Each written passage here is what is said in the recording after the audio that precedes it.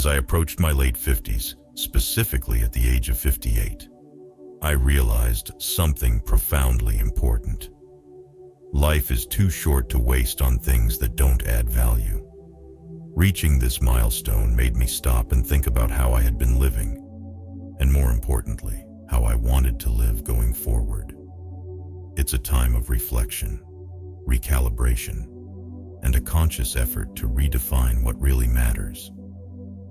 For most of my younger years, I was caught up in the hustle, chasing goals, and following routines that I thought would make me happy or successful.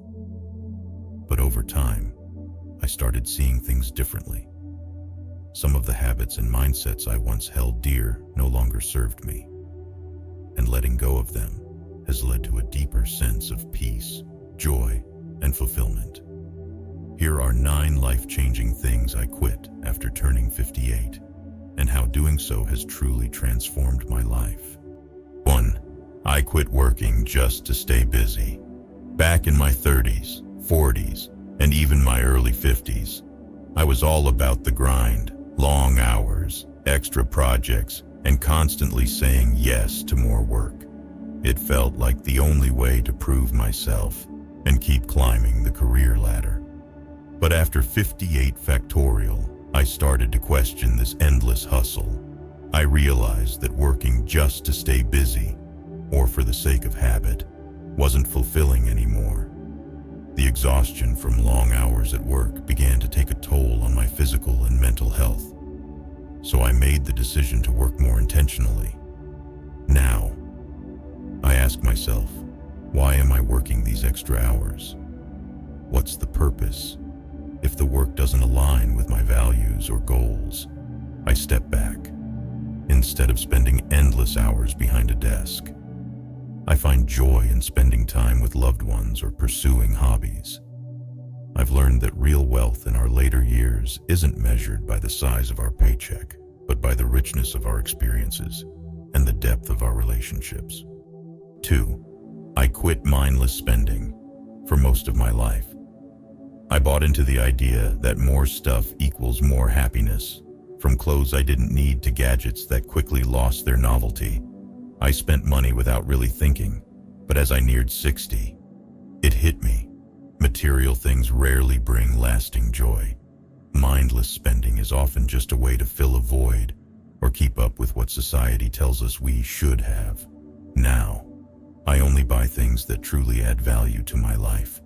Whether it's an experience that feeds my soul or something that genuinely improves my quality of life, I spend with intention. It's not just about saving money, though that's a nice bonus. It's about being more mindful of what really brings happiness. 3. I quit sweating the small stuff. Life is far too short to get worked up over things that don't matter in the grand scheme of things.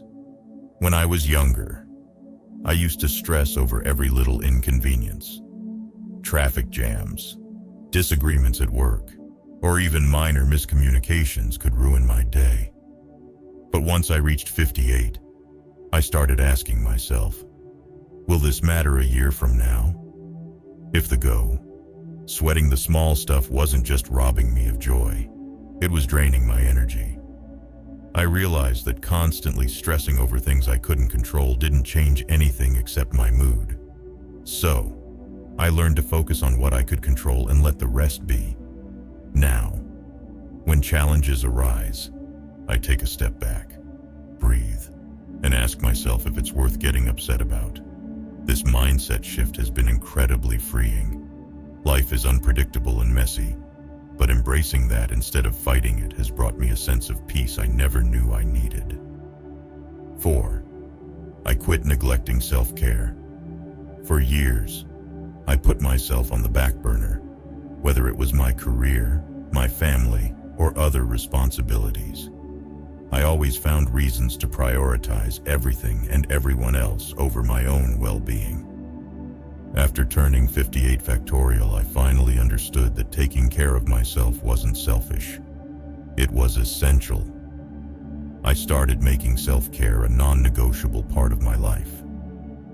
This doesn't just mean exercising or eating healthy, though those are important, but also caring for my mental and emotional health. I meditate, practice gratitude, and make time for the things that bring me joy. Whether it's reading a good book, taking a walk in nature, or just sitting in quiet reflection, I've learned that self-care is about honoring my own needs. When I'm at my best, I'm better able to show up for the people I care about and live the life I truly want to live. 5. I quit overcommitting to others. For most of my life, I was a people pleaser.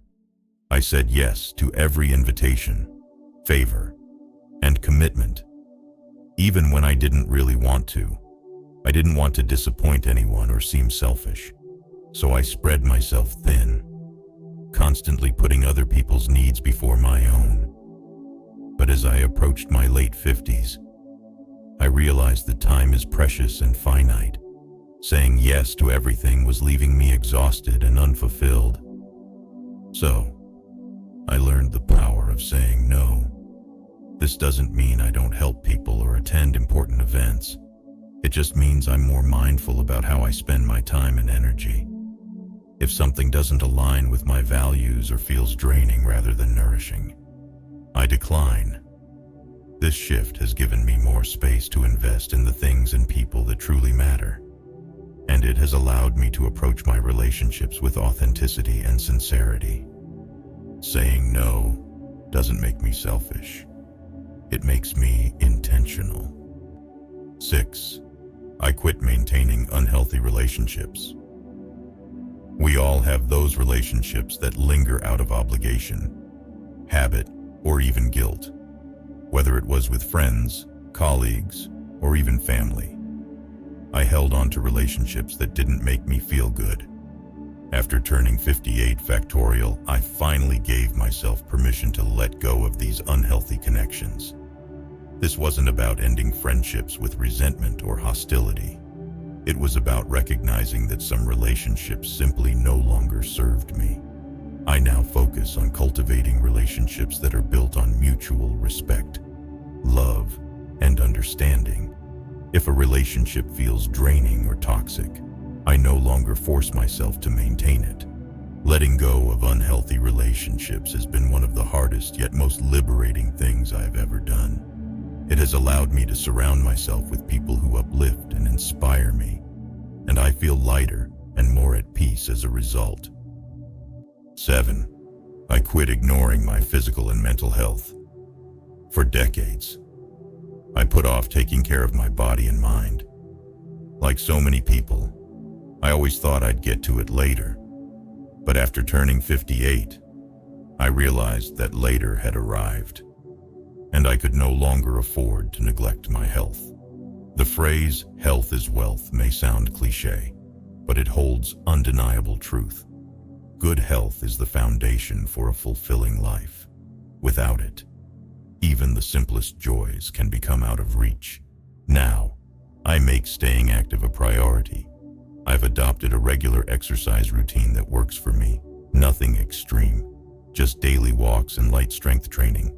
It not only keeps me physically fit, but also clears my mind and reduces stress. Additionally, I pay close attention to my mental health by practicing mindfulness, gratitude, and meditation.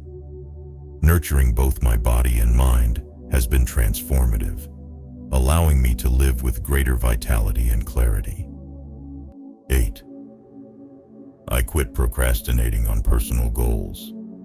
Time feels like it speeds up as we get older, and the dreams I once had started to feel like distant memories. For years, I postponed pursuing personal projects and passions, always telling myself that there would be time later. But turning 58 made me realize that later isn't guaranteed. I stopped waiting for the perfect moment and began taking action on the things I've always wanted to do.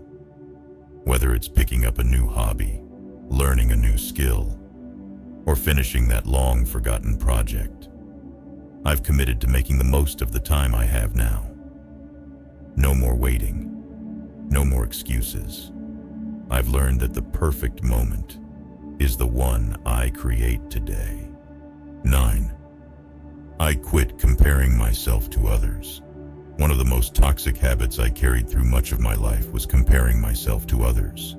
Whether it was about career success, material possessions, or even physical appearance, I was constantly measuring myself against those around me. And let me tell you, it never led to happiness. But after turning 58, I finally realized that comparison is truly the thief of joy. Everyone's path is different, and there is no one-size-fits-all definition of success or happiness. Now, I focus on my own journey, appreciating the richness of my experiences and the lessons I've learned along the way. Letting go of the need to compare has brought me greater peace and contentment. I no longer waste time worrying about where I should be based on someone else's life. Instead, I embrace where I am and feel grateful for the life I've built. Letting go of these 9 things after turning 58 has been nothing short of transformative. It's allowed me to live more intentionally, focus on what truly matters, and embrace the next chapter of my life with a renewed sense of purpose and joy. If you're approaching or already in this stage of life, I encourage you to reflect on what you might need to quit in order to live more fully. Life is precious, and we owe it to ourselves to make the most of the time we have.